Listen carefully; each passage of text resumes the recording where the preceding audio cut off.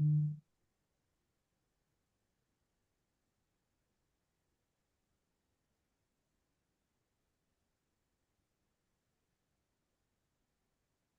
right, we're live.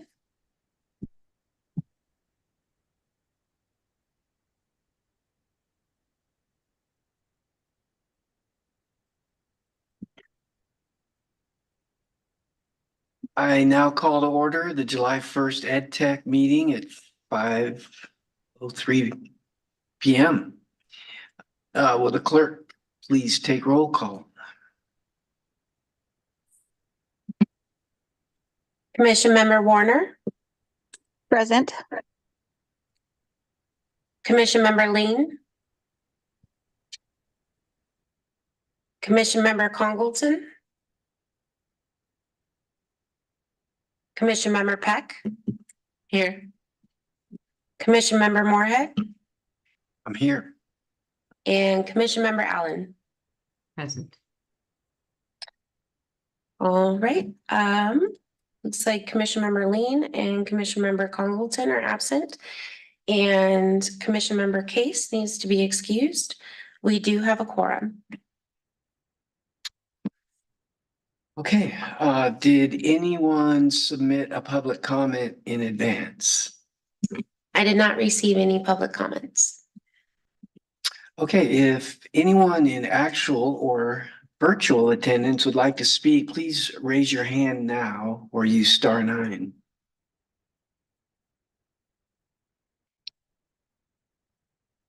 Okay, we'll move on to the consent agenda consisting of the approval of this agenda for July 1st and the approval of the June 3rd meeting minutes. Are there any items that anyone would like removed from the consent agenda?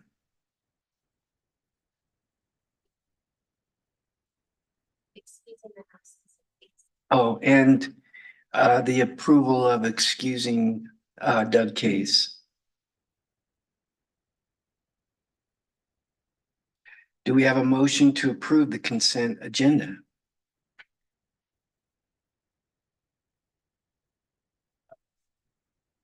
Okay.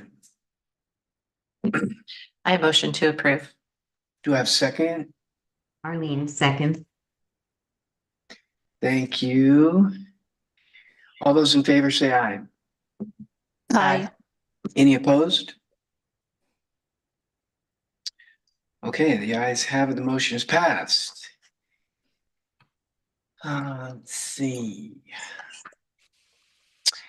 First, we have a guest presentation, the Visit Walla Walla area wide branding, Mr. Guy Glazier. Hi, Guy. There we go. Hello, greetings, everybody. My name is Guy Glazier.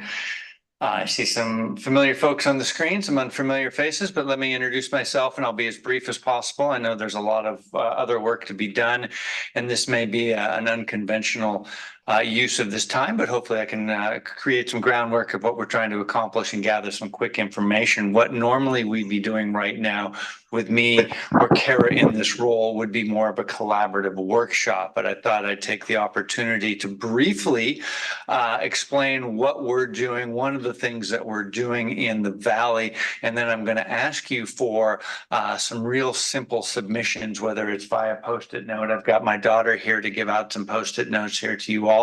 One of the things that that we've been working on at Visit Walla Walla in the last year, and I know there's some folks that know about this that have been very much involved in it, is convening the entire Valley. All right, whether it's Dayton, Waitsburg, Milton, Freewater, College Place, or Walla Walla, to develop a valley-wide tourism network. This process came out of a grant that we received from the state of Washington Tourism. With this grant came this facilitation, this convening, and what resulted from that was the establishment of a larger umbrella organization. It's called the Destination Leadership Team right now, and under that Destination Leadership Team, were created 4 pillars of work to enhance economic development within the confines of the tourism economy. I'll talk about the other ones, and then I'll get to the one that we're here to talk briefly about today. As a result of convening over 300 people over the course of 6 months or so, the community concluded, certainly I agree with it, that outdoor recreation in the valley could use some support and development. Arts and culture within the valley could use some support and development. Agritourism or farm to table type tourism could use some support and development, as well as valley-wide branding. Now, what has resulted, again, as I mentioned, are these 4 pillars. Underneath the destination leadership team, we now have 4 separate project teams. Arlene, who's on the screen right now with the Chamber of Commerce, is the convener for the farm to table agritourism. Kara Jacobson is our marketing director, and she has taken over convening the valley-wide branding. She's not available today. I think she's hiking a mountain in Alaska, so more power to her. But I told her that I would take a moment and introduce this idea to the city of College Place. What we're looking to do over the next few months is create a style, architecture, a color, font consistency. So the easiest example would be when you get a map of Milton Freewater, it looks a lot like a map of Dayton, with the idea to promote and market the entire Walla Walla Valley. The obvious expansion brings in more people to the tourism economy, gives visitors more interesting, diverse things to do. So simply put, what we're trying to do today, very initial draft. First, this is the first of 3 meetings like this that took place in Dayton and Waitsburg, is in your mind right now. And I've got some that we created, but I don't want to taint your perspective at all. Phoebe wants to pass out Phoebe Glazier, National Junior Honor Society student, incoming freshman at Walla Walla High, ASB secretary, bilingual, and just my beautiful daughter. So I'm going to take a pause here for a moment, and what we're asking you to do, very simply, is take a minute and think of 3 words that describe College Place. All right. And I'm going to give you an example of what came out of Dayton. Dayton is very different than College Place. So I can give you those examples with hopefully not and changing your perspective. In Dayton, scenic, rustic, and historic. Okay, so I'm going to pause for just a second, and I'm going to gather those 3 words from you on the Post-it note. Again, normally there'd be more of a collaborative discussion about this, but I know there's other work to be done.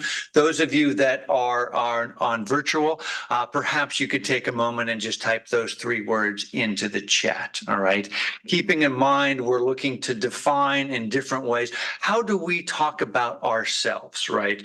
What's the story that we're trying to connect within the Greater Valley to travelers as well as locals?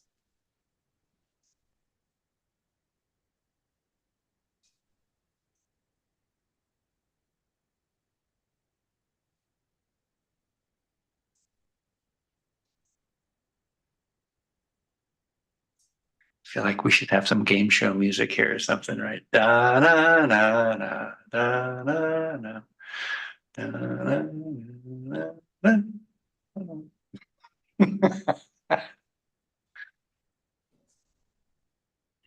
And let me know when you've got them down. Again, this is not a quiz. This is not a test. This is trying to gather as many perspectives of your identity as College Place as we can gather. And as the work proceeds, we'll coalesce those into something that's very, hopefully very unique. The idea is to give each community, each municipality its own identity. What's its role within the greater Walla Walla Valley?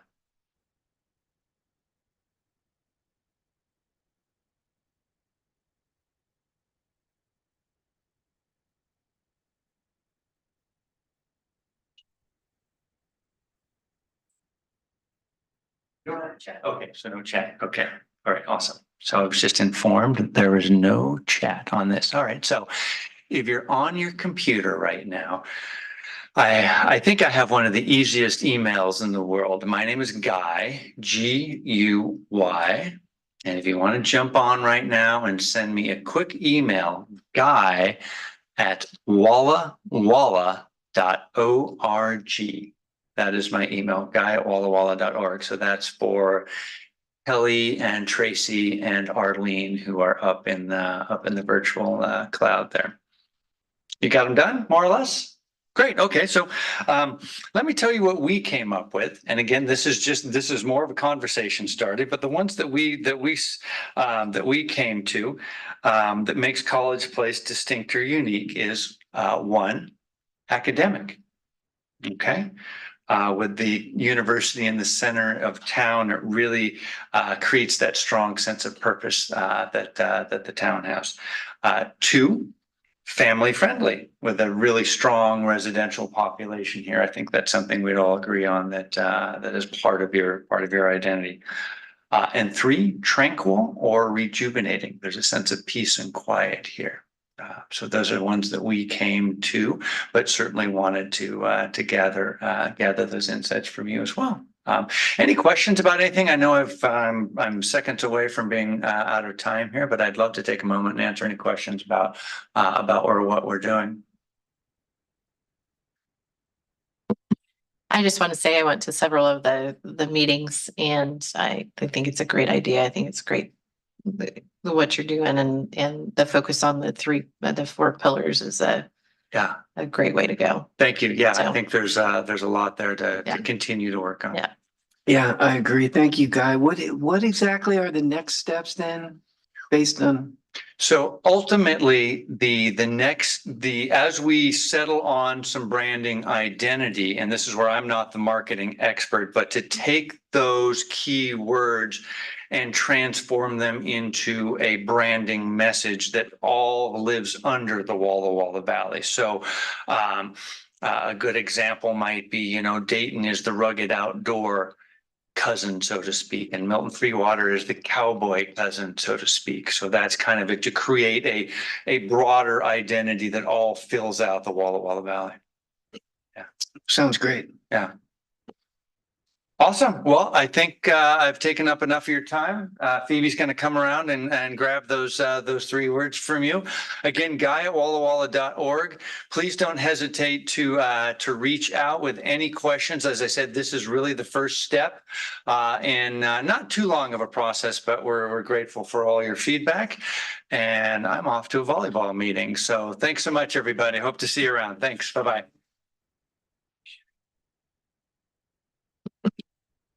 Okay, we'll jump to the action agenda. The first is the 12th and Larch intersection redesign. Mr. Rizzatello. Okay, thank you. So we're getting near the next round of State Transportation Improvement Board grant applications that are going out.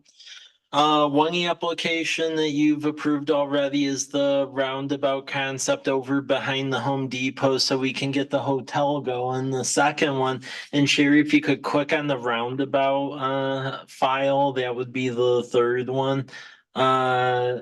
This has a graphic image of what we're looking at. I think it's important to bring it to this commission because Larch going southbound is the main access into where Hop Thief and Meadowbrook is at.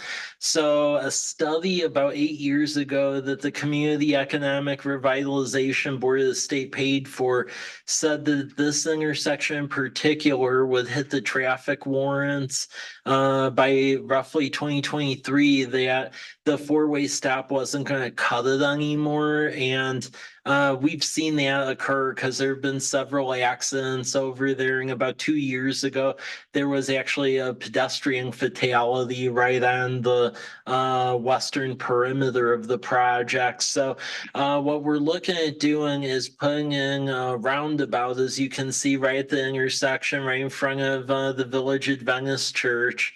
And it would be enough to safely accommodate a multitude of vehicles and even freight going to Andy's Market. It would have the sidewalks, crossings with the rapid flashing beacons, so folks that would cross would be safe. The only property we would end up having to acquire a little bit would be roughly on the northeast corner. There is some property that the homeowners association's just been hanging on to the last couple decades, and they've wanted to get rid of it. So that would actually help them out, ironically. And then also northwest side, there would be a little bit of property from the Village Seventh-day Adventist Church, and we've talked with them and they've seemed open to it. The house on the southeast side, we would just need to reconfigure the bottom part of their driveway, either to dump out on the Larch side or the 12th side. That would be, we would work through that, but really that's the general gist of this entire thing. As you may or may not know, from the past couple of years, we've been trying to get grants to redo the entire 12th Street corridor, but since the financial number on that, we think scared a lot of the agencies, because to rebuild the whole corridor is over $10 million. So what we're going to try to do is attack this thing piecemeal. So by doing the intersection from Sky over at Dewey and then Larch from right in front of the church down to just below above Dewey, we're really setting up the roadway for future phases as we get grant dollars. And that's really what it's about. And then also to deal with this intersection, since that is where the accident and the fatality numbers are at. So I'm seeking a recommendation, and there'll be a letter of support that will go to the chair should this be approved. And then we'll move forward that way. Questions? No questions for Mike? Okay, can we get a motion to support the 12th and Larch intersection reconfiguration project and permit the chair to sign the letter of support for the grant?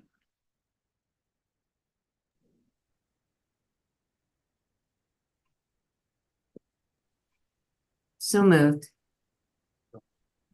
Thank you, Arlene. Can I get a second? Second. All those in favor, say aye. Aye. Aye. Any opposed? The motion passes. Next up, we have support for the development of Flex Industrial Building. Mr. Zatello. Hey, thank you. This study was approved before for this body a couple of years ago, and we were trying to get some property deals going, and now it's starting to look like it's reaching the precipice. So as such, we really need a letter of support because this all ties back to creative districts. So we are the first joint creative district in the state. So College Avenue and Rose Street is the creative corridor. And in the attached study, as you peruse it, you'll see that the lack of ready built to rent flex space, there's a lack of that in this entire valley. And even the old Army barracks and stuff up by the airport, there's a waiting list even to get in there. So this is a desperate need. And the study we had looked at Martin Airfield, the site the library district owned down by the high school, and then the Guglielmi property off of Rose Street. Guglielmi property is listed as the top one. The general movement now is that the heirs of the Guglielmis are really starting to work to see what can be done on that empty piece just to the west of Pauline's house. And they have expressed a desire to cooperatively work with us to get this thing going and built.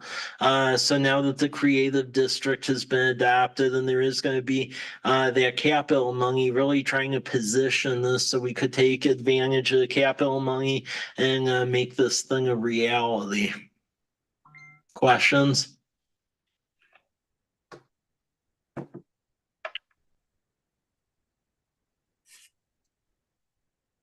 Okay, if there are no questions or comments for Mike, we need a motion to support the development of the Flex Industrial Building as part of the capital request to stay through the Koala, a joint creative district. Can I get a motion? I'll make a motion to support the development of the Flex Industrial Building as part of the capital request. Thank you, Kelly. May I have a second? Second, Arlene. Thank you, Arlene. All those in favor say aye. Aye.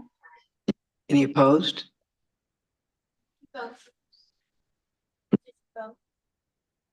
Did you vote? Okay, the motion passes. Next up, the county grant request to pay for architectural services for Lions Park Community Center. Okay, thank you. So as you all may recall, we've had that conceptual drawing, had the commercial kitchen, the childcare and the library. That was just a conceptual though, can't really build on that. All the grant money we have going to date has been for the construction of the said center. We could pull architectural through those grants, but the issue is if we do that, it encumbers the architectural plans and all the federal regulations, and that's going to about triple the cost of the development of the architectural plans. So a lot of folks don't know this, but that rural sales tax that Walla Walla County has, most people know the port has a bucket of money that you can petition and get money from, but a lot of people don't know that the county also has a bucket. They split it and they don't really promote that they have it, but there's like another competing bucket of money that the county maintains. So the general gist of this is we want to go to Walla Walla County and petition them through their .09 grant program to award us funds, so that way we can pursue the full architectural plans, and then that encumber that part of the process in federal regulation that'll dramatically increase the cost. Time is especially of the essence because we end up getting a contract for the first $2.5 million with the earmark from the state through our 16th legislative district folks. And then it's also looking like there's a follow-up federal earmark that's coming down from Senator Cantwell. So should that pass final committee going in later this year, there is a very real likelihood we may have all the construction money in hand by this time next year to tear down the community center and then build a new one. So we need the plans to be able to actually do that. Thank you, Mike. Any questions for Mike? Okay, we're looking for a motion to support the grant application into Walla Walla County's .09 grant program for the architectural plan development for Lions Park Community Center replacement project, and permitting the chair to sign the letter of support.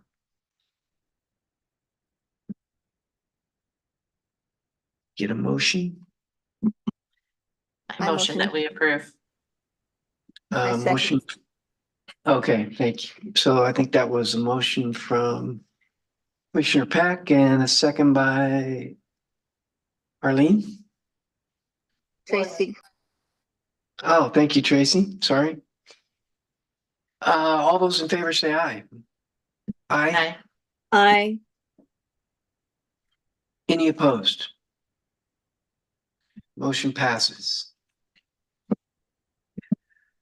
We'll move on to the staff reports. The comprehensive economic development strategy. Mr. Rizzatello. Thank you. So just to give you an update on this, as was previously mentioned at earlier meetings, the economic development element of our comprehensive plan, while on the state level, it's good for 8 years, on the federal level, even if it meets all the SEDS benchmarks, it expires after 6 years, and it's now been 6 years. So try to bump this up so we aren't waiting for the full comprehensive plan process, because you need this to get a lot of grant money at the federal level. We did write that grant to the Economic Development Administration. It has since been approved. So they will give us about 40,000 towards this effort. So I suspect that this effort will start in earnest late August, September, and probably take most of the year. And you can see the draft statement of work. Typically with this sort of thing, it's usually done at the county level, but or through the port, through their area development organization. But the issue is that while they have a plan, it doesn't follow all the SEDS benchmarks that get you in line for funding, and they've expressed no desire to redo it so it could fit in for funding. So we're just going to do our own. So it'll have existing condition elements, then the strength, weakness, opportunity, threats. It'll identify target markets and how to diversify our local economy, and then implementation steps. So throughout this month, we are working on finalizing the scope of work with Economic Development Administration, as well as the staffing plan. And then this commission especially will be the lead on getting this through it'll probably take about 12 months, my guess. And then it'll be live for the following 6 years after that. Any questions?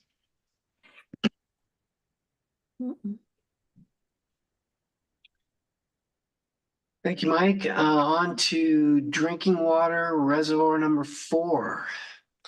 Okay, thank you. So this is another one where we are actually doing really good on trying to get this underway. So if you could click on that council document, and then just if you could go next slide, please. So just going in and need in the project schedule and all that. Next slide. So this water tower isn't just for future capacity. Our water system plan actually identified about 600,000 gallon deficiency in the city that we're needing to close up. Because for those that have been around long enough, you know our water system, it's been a lot of fun, to put it lightly, trying to get it updated. So because thank you. So 8 years ago, we had that where 2 of the wells stopped working, and then we have fixed those. But then what really brought this issue to light was about 2 years ago. So we had an incident naturally while I was out on vacation where I started getting a bunch of phone calls on a Sunday morning that, hey, my shower's not like turning on and stuff, and what's up with that? And what was up with it is that there was an electrical surge, and the thing is, most cities should have enough like water storage to last 72 hours. While apparently the motherboard that controls the call outs for pulling water from well 1, 2, 3, and 4, it just like stopped working. And luckily our staff was able to avert a major calamity, but we were probably within about like close to like 12 hours of having empty water storage tanks, which would not have been a fun thing, because that triggers all sorts of fun requirements and things. So this really called into effect that we needed to get on top of this. Plus we know we have the new growth, and the thing is that our water system, the storage, is not equitably distributed. So we have the old tank that everyone can see in the middle of town from the early 1940s, and then we have 2 million gallon tanks at Whitman and Maple that date from 2004, when the east side of the city was pulled off of Walla Walla's water system. So basically when the two cities were fighting each other over Costco way back then, everything east of Larch used to be on Walla Walla's water system. And then to be punitive, the city of Walla Walla kicked that side of the town off their water system, and that's how those 2 new tanks got built. Otherwise, Otherwise, everything east of Larch probably would have been out of luck, basically. Here is a map of everything where you can see the whole system and all the various zones. As you look out toward Martin Airfield and into the future, that is our weak spot. So everything west of College Avenue, we do not have water storage west of College Avenue.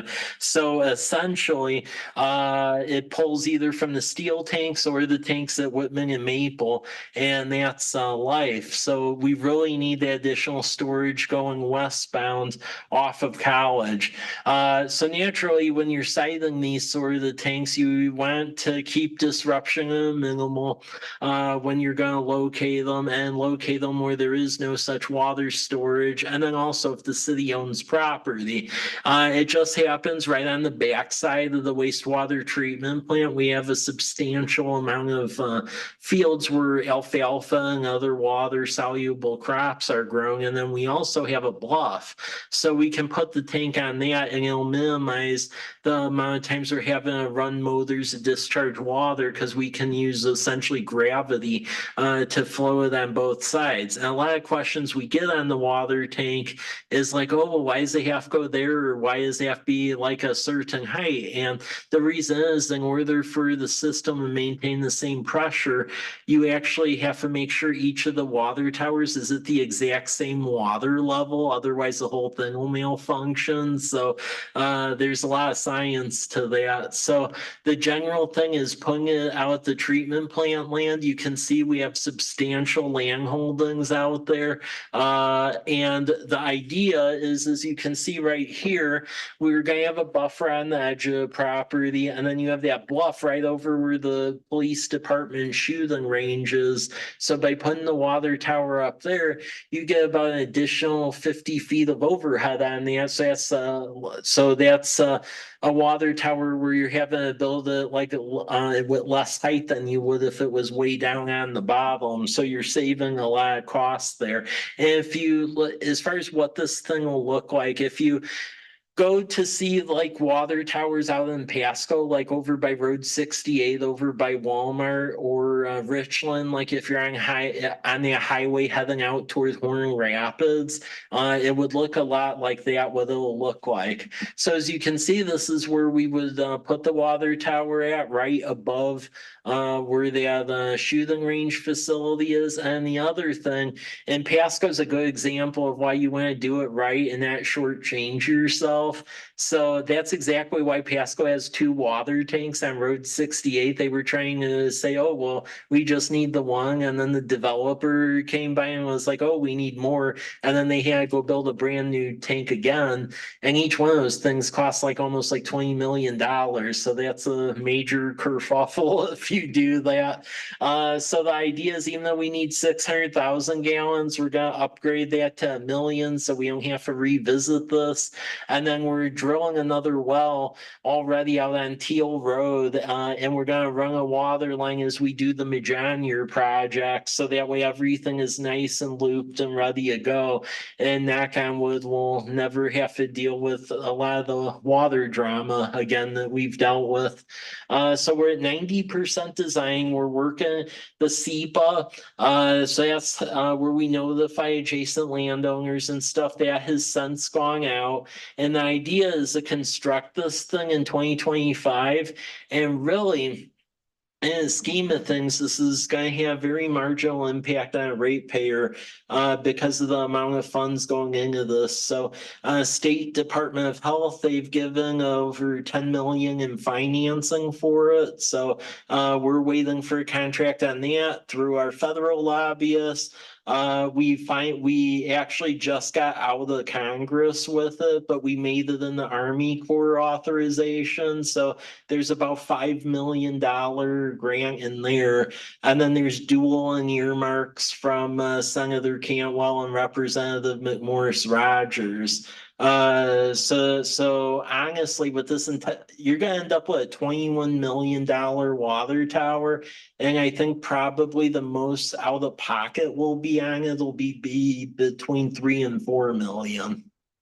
So overall, compared to what it could be, we're guarding ourselves. So that's a little synopsis of stuff. I just want to make sure you were all aware of it because there are some folks out in the community they're having concerns about being near the treatment plant, or oh, it's blocking my view or stuff like that. And it's sealed from the ground, that alfalfa which the cows use and stuff, it's growing out there.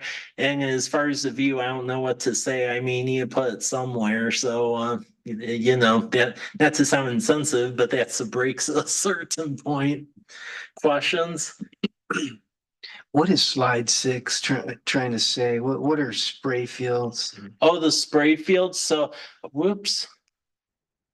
Yeah, so that's just showing essentially our wastewater treatment plant operation. So that's a very active area out there. So the area in the red border, that's the existing wastewater treatment plant. Then we treat to Class B standard. So what that means is that outside of the summer, we can essentially farm with that wastewater. It's not like for human consumption, but stuff that like animals will use. So everything in yellow right there, we have alfalfa and hay that grows out there, and then a farmer we contract with to take care of it.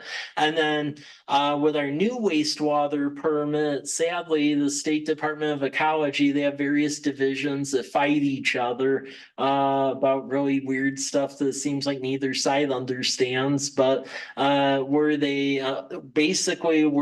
came up to it with the upcoming permit is that they further don't want us discharging in the shoulder seasons of the summer. So that's about an additional 3 months you can't put water in Garrison Creek.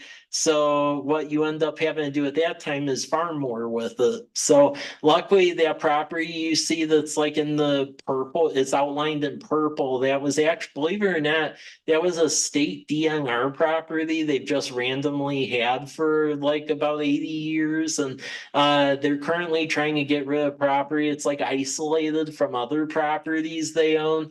So we were able to get about 80 acres of property for about $185,000. And that'll be a affluent storage area, and then we'll farm with it. So that's the general goal here. So we can satisfy the permit conditions. And then there is a threat in the future of them putting requirements on us to not discharging that creek, maybe even all year. And we are trying to work with various divisions within ecology to allow us maybe upgrade to a Class A standard, because there is an irrigation district 2 miles west of there called Gardena, and they're actually running out of water. So they don't have enough water, and any water could make its way over there would greatly help them, especially if their canal can be lined. But there's a division of ecology that wants like split hairs about how far up the Walla River, Garrison Creek versus Mud Creek. It goes to the same river. So we're trying to plead like, hey, it goes to the same place, allow it. But that's neither here nor there. That's going to be a very long process. Thank you. Yeah. Any other questions for Mike? Okay, next topic is the police station concept. Mr. Rizzatello. Okay, thank you. So maybe Sherry, if you could hit one of the site plans and go from there. So we're starting to try to do light facility plans for certain elements of city functions. So really the only building that is built properly for city operations is the fire department that was built in the 2000s, and we've been able to trudge along. The one that it probably puts folks at the most risk is the current police station. If you go right behind City Hall over here, that's their current police station, and it was formerly student dorms and then also an auto mechanic shop. And when you're having police operations that should be hardened to protect the officers and things of that sort. And then plus, as the city has grown, the square footage has not kept up either. That building is less than like about 9,000 square feet, so everyone's on top of each other in there. So we're doing some early level concepts here, but we had Design West start to do some tire kickers around what square footage we need for a building to be good for like the next like 3 or so decades, and that end up in this situation. So about 19,000 square feet, so that way there's appropriate space for everyone, and then the parking lots like for the squad cars and everything is secure where people can't just essentially get into various areas.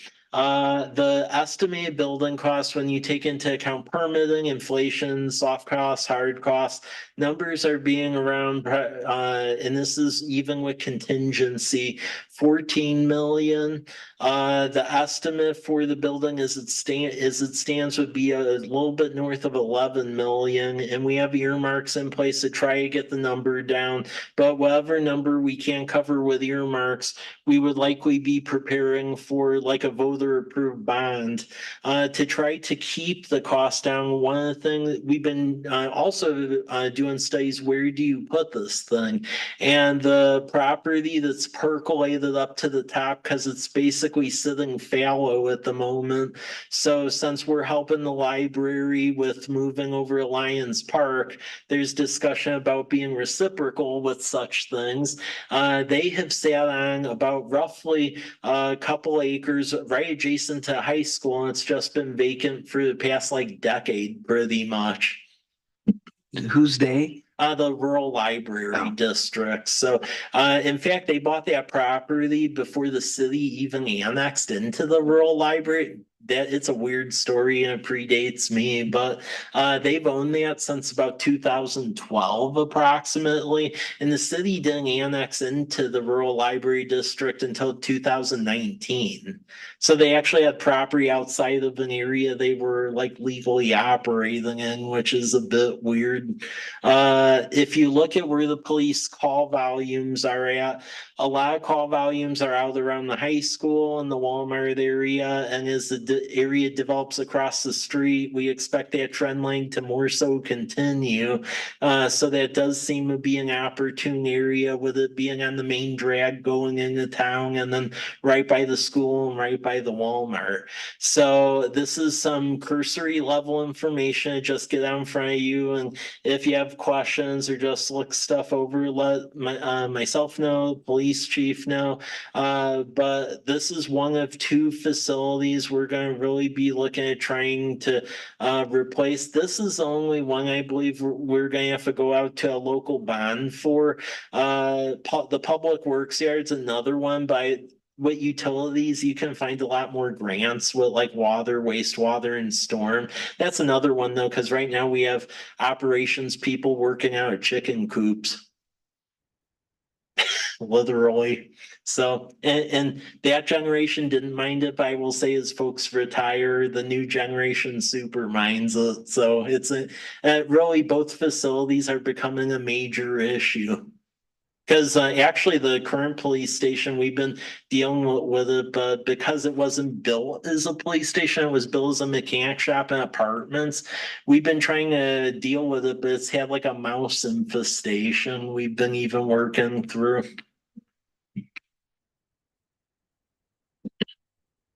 Questions for Mike? Okay, let's go to the fiscal year 2025 to 2033 strategic plan work. Thank you. And as you all get emails, I just wanted to go over this with you so you know what you're actually getting the email about. So roughly about 8 years ago, the city completed its first strategic plan going back in the 2016, 2017 arena.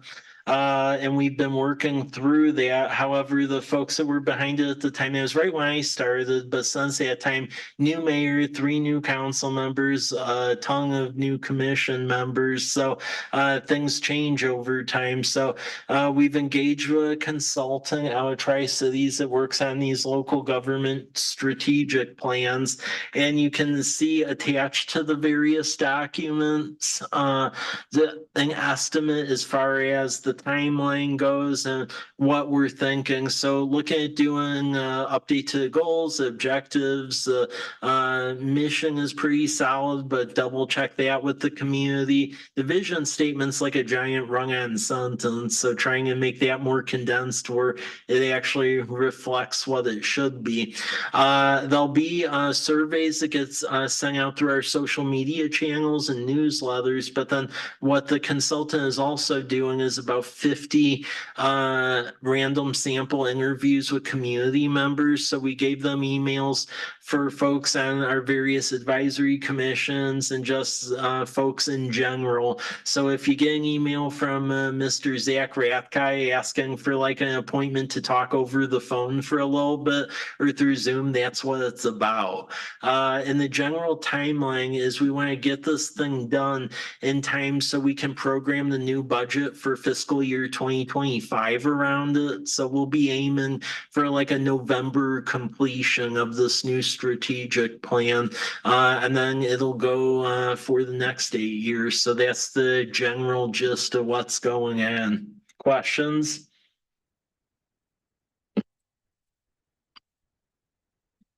What's the name of the individual doing the interviews again? Zach. And then his last name is Ratkai, so Ratkai. Thank you. Yep. And lastly, the July 2024 Development Activity Report, Mr. Rizzatello. Okay, thank you. I will go over a lot of the items that changed. Some of them stayed the same because a lot of stuff you're in it for the long haul, trying to get deals going. But Jersey Mike's, they continue to work on turning in documents for the rehab inside the front portion of the old Chase Bank. So that is going on. Walmart is doing a major rehab. So the number it's been turned into us has been about $3 million of updates to their buildings. So they're going to be doing a minor addition to the area where folks park to pick up groceries that the staff essentially go around and pick up and package for folks. Also, they're going to be relocating a lot of the departments inside that building. So a lot of the actual layout is going to change. So like I know the alcohol section is going to move to like the rear of the store, and they're shuffling around a lot of different areas in there. And then also the parking lot is getting completely rebuilt. So brand new pavement and everything. So that's going to be all this summer. And then they are changing out some HVAC units there as well. Then the gas station, that Project Beyond, we're still working with them. That's basically due diligence. Going to page 2, we are working with that Project Murph. That is tied with the Walmart. That is contingent on them wrapping up that parking lot reconstruction first, because you need to go shove people over there while the rest of it gets redone. So there's a lot of shuffling going in. Project Boise, they're going just back and forth on the numbers to get that property under contract. So that's the movement there. Project Palouse, really same thing. And that would be the commercial portion of the lakeside development. Project Cobble, that's directly tied with the roundabout, and we're turning that into the Transportation Improvement Board next month. So I think we'll be on a good trajectory to get that all solidified. And then there's a lot of stuff tied to that hotel, Project Bullseye, Project OPH, that's tied with it as well. So that definitely has a multiplier effect. Project DE, that one is very interesting. Again, the property next to the community bank, they're just waiting for Walla to rip out the pork chop. That's their big issue over there. And Walla, they have actually turned in the plans where it's happening. Because right up until now, you couldn't hang a left on Commercial Drive from northbound Myra. They put like a gigantic cement pork chopper over there, and that's like scared a lot of people who like want to buy that corner property for commercial. So that will go away and that'll be good. Then just going to the next page, things that are going in. They have Project Bed and Project MP. They are still trying to do some due diligence on properties around there. Project FM.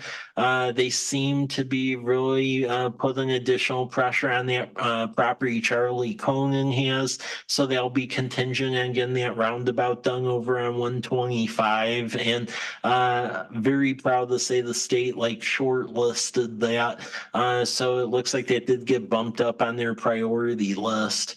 And then Project Long is a local lawn care company, and they're actually trying to get their little yard and headquarters up on Commercial Drive going. So we're working back and forth on that.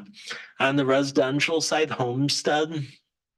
They basically are just wrapping up the build out of Avery Estates, and then they'll hop over to Dones and get that going. The Dawson cottages at the property off of Birch, they are still building those out, but they look really good.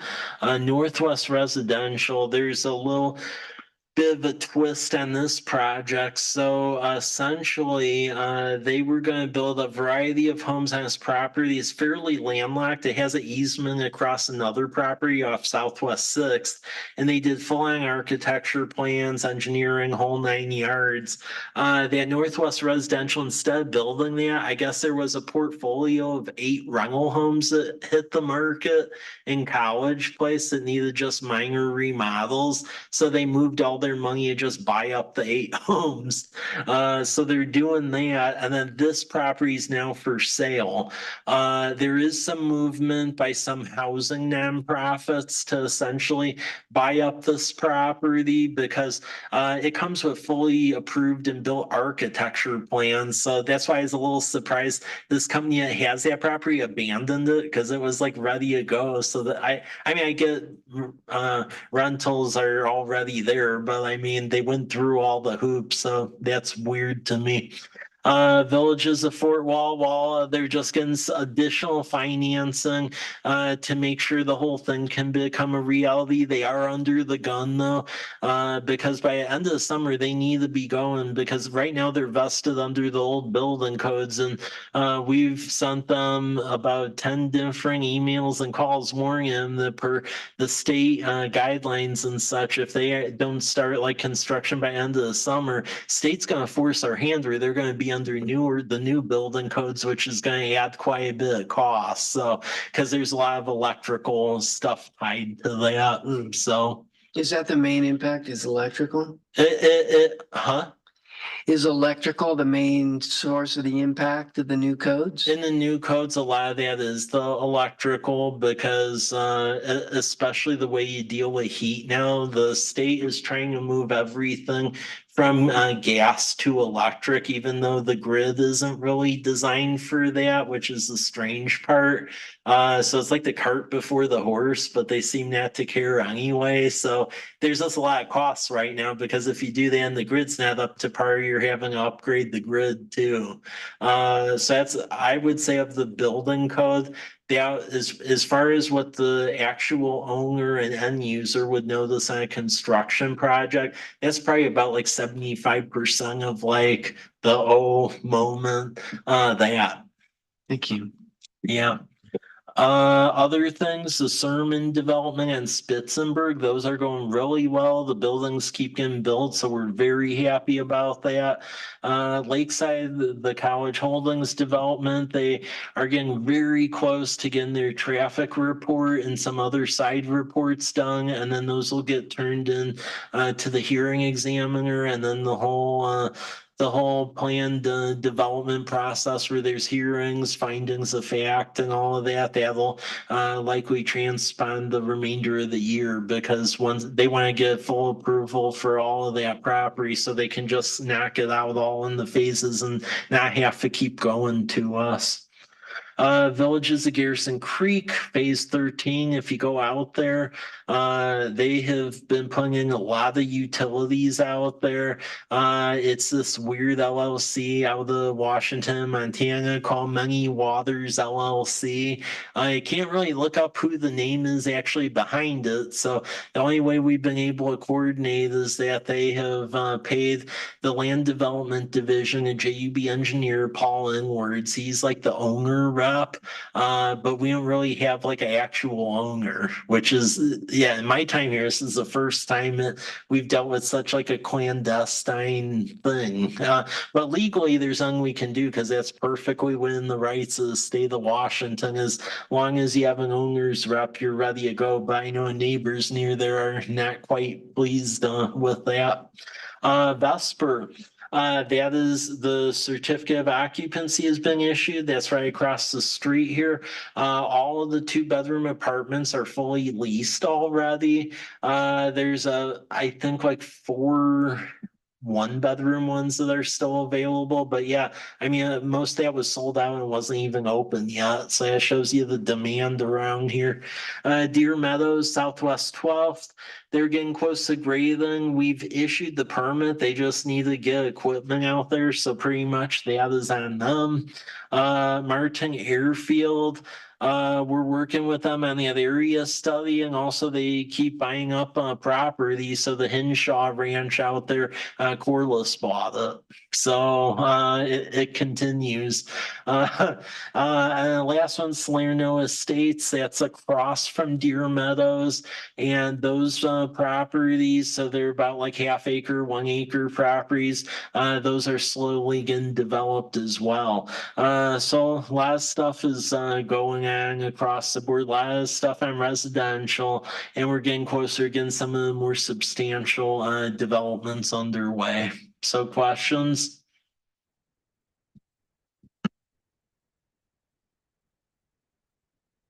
Thank you, Mike. The next meeting is set for August 5th. And can I get a motion to conclude the meeting?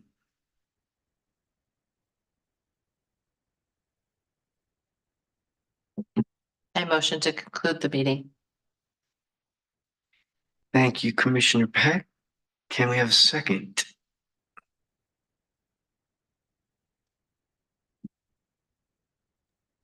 Arlene, second. Thank you, Arlene. If there are no objections, the meeting is now concluded at 5:58 p.m.